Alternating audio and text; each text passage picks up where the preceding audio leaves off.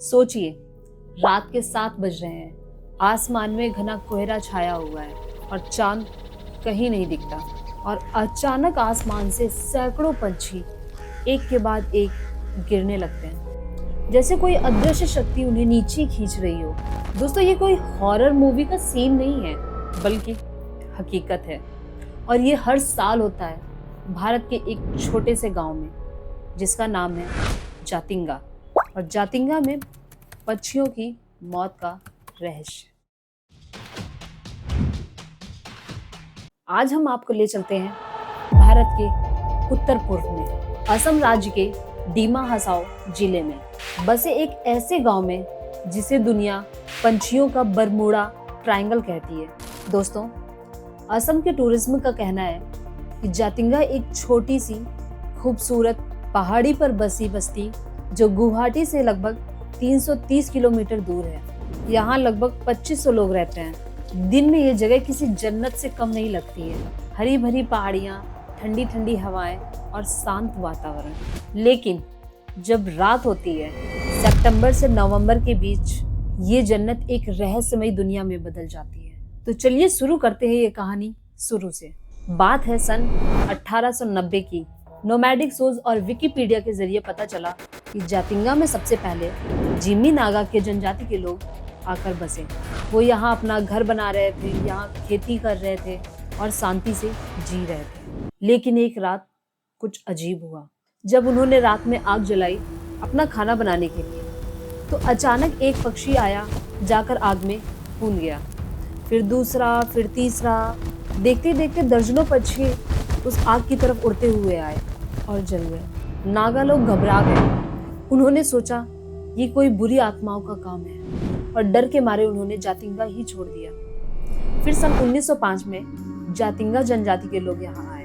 उन्होंने कहा ये अपशगुन नहीं है, बल्कि भगवान का दिया हुआ वरदान है। पंछी खुद चलकर आ रहे हैं, ये तो भोजन का आशीर्वाद है। लेकिन सवाल तो वही रहा कि आखिर ये क्यों हो रहा है। दोस्तों, ये घटना कोई 1-2 बार की नहीं है। एटलस एब्सक्यूरा और विकिपीडिया के थ्रू पता चला कि ये पिछले 100 से ज्यादा सालों से और हर साल होता आ रहा है। दोस्तों, इसके बहुत सारे ऐसे प्रूफ्स हैं जो मैं आपको आगे और भी बताऊंगी। ये सारी जानकारी कहाँ से और कैसे कैसे मिली। जूलॉजिकल सर्वे ऑफ इंडिया ने बताया कि सिर्फ इस वेल डिफाइंड स्ट्रिप में फिनोमिनन होता है और इस पट्टी के बाहर कुछ नहीं होता। इस पट्टी के अंदर हर साल वही नज़ारा। 44 से ज़्यादा प्रजातियों के पक्षी यहाँ आते हैं, जैसे Kingfisher, black bitter, tiger bitter, pond हिरन, इंडियन पिट्टा, लिटिल इग्रेट और न जाने ऐसे कितनी प्रजाति के पक्षी हैं। और ये सारे पंछी दिन में नहीं उड़ते हैं, रात में उड़ते हैं, रोशनी की तरफ खींचे चले आते हैं और फिर दीवारों से टकरा करके ज़मीन में गिरते हैं और मर जाते हैं। वैज्ञानिकों ने एक चीज़ नोटिस की, इनमें ज़्यादातर पंछी जुवेनिली यानी कम उम्र के पंछी होते हैं और ये लोकल और शॉर्ट डिस्टेंस मिग्रेंट होते हैं। तो आखिर ऐसा क्यों होता है? क्या सच में यहाँ कोई सुपरनैचुरल शक्ति है या इसके पीछे कोई वैज्ञानिक कारण है? 1960 के दशक में एक प्रसिद्ध नेचुरलिस्ट EPG इस रहस्य को दुनिया के सामने लाए। EPG ने अपनी book wild life of India में पहली बार जातिंगा का जिक्र किया और दुनिया को इस रहस्य से रूबरू कराया। फिर उन्होंने डॉक्टर सलीम को साथ लेकर के यहाँ की खोज की। डॉक्टर सलीम अली ने जो कुछ भी देखा वो देख करके हैरान रह गए।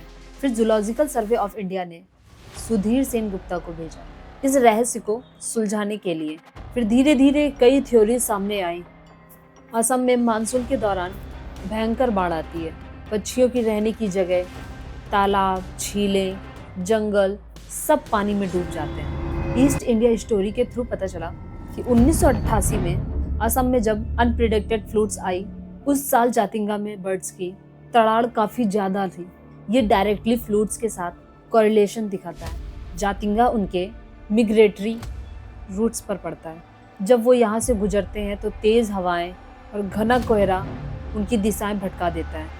वो डिसओरिएंटेड हो जाते हैं और तभी रोशनी उन्हें खींचती है। कुछ रिसर्चर्स का मानना है कि जातिंगा की ज़मीन में इलेक्ट्रोमैग्नेटिक फोर्स है। ये फोर्सेस पक्षियों का नेचुरल नेविगेशन सिस्टम्स बर्बाद कर देता है और नतीजा ये होता है कि पंछी अपना रास्ता खो देते हैं। कोई कंफर्म्ड मैग्नेटिक स्टडी अभी तक पब्लिश्ड नहीं है, लेकिन मल्टीपल ऑर्निथोलॉजिस्ट ने टोपोग्राफी और वेदर कॉम्बिनेशन को प्राइमरी रीजन बताया और ये सोर्सेस से पता चला। दोस्तों, जातिंगा एक नैरो लो लाइंग वैली है, चारों तरफ पहाड़ हैं। भूख की वजह से पंछी लंबी उड़ान नहीं भर पाते हैं और कमजोर हालत में रोशनी की तरफ उनका खींचे आना उनकी सबसे बड़ी गलती बन जाती है। सबसे एक्सपेक्टेड थ्योरी, और इस थ्योरी का प्रूफ है कि असम के सबसे मशहूर ऑर्निथोलॉजिस्ट डॉक्टर अनिरुद्ध चौधरी, इन्होंने अपनी बुक में लिखा हाई वेलोसिटी वाइंड्स पंछियों को उनके रूट्स या उनकी जगह से उनको उड़ा देती है, फिर वो रोशनी की तरफ उड़ते हैं रिफ्यूज की उम्मीद में। यानी कि ये एक सुसाइड नहीं है, बल्कि ये एक ट्रैजिक एक्सीडेंट है, एक प्राकृतिक घटना का दुखद परिणाम। दोस्तों, सालों तक ये गांव के लोगों के लिए एक मौका था मुफ्त में मांस मिलने का। वो रात को रोशनी जलाते और पंछी आते, बैम्बू पोल से उनको मारते और खा जाते। लेकिन जब एनजीओ, वाइल्ड लाइफ ऑर्गेनाइजेशन और बर्ड्स सोसाइटी ने यहाँ आकर लोगों को समझाया तो धीरे धीरे बदलाव आया।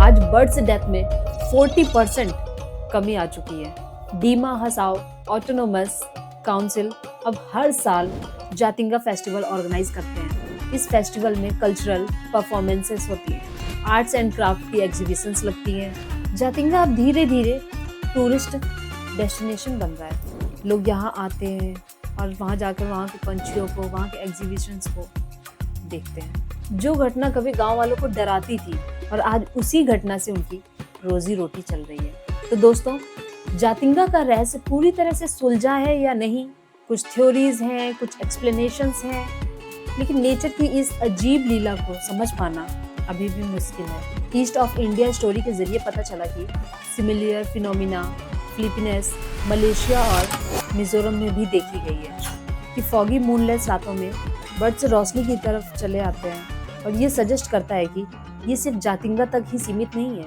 ये हमें याद दिलाता है कि इस धरती पर अभी भी बहुत कुछ ऐसा है जो हमारी समझ से परे है, जो हमें हम्बल बनाता है, और शायद यही जातिंगा की असली खूबसूरती है। अगर आपको ये वीडियो अच्छी लगी हो तो लाइक करें, अपने दोस्तों के साथ शेयर करें और ऐसी ही रहस्यमयी कहानियों के लिए हमारे चैनल को सब्सक्राइब करना मत भूलिए। कमेंट में बताइए, क्या आप जातिंगा जाना चाहेंगे? मिलते हैं अगले वीडियो में, तब तक के लिए राधे राधे।